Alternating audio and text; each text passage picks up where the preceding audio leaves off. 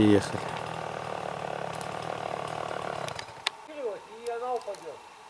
Ну вот она облокотилась на елку, не хочет падать. Сейчас братское сердце будет подпиливать. Да. Все, я приду. Главное, чтобы она на меня не сыграла. Иван. Ну вот что получилось. Пилили, но она облокотилась на другие деревья. Вот она, И елка, держит. подпилили. Вот так бывает в жизни. Что делать теперь, не знаю. Каково удар, как у Федоровича делать? Снизу подпиливать и рубить. Готов? Да!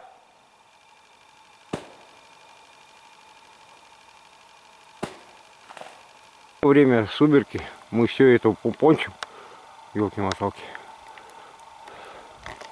Дерево стало обратно, короче. Но оно обратно стало, да, Иван? Видите, какой пень мы выдолбили. Вот. А дерево все так и стоит, видите?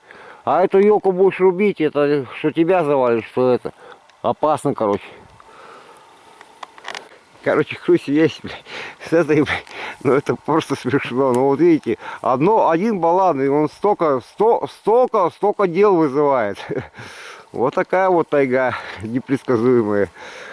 Хрусь верьте, а у нас костра нет. Сейчас сделаем. Короче, не горела даже береста. Короче, это поролон. С поролона, пожалуйста, добро пожаловать в рай, горит.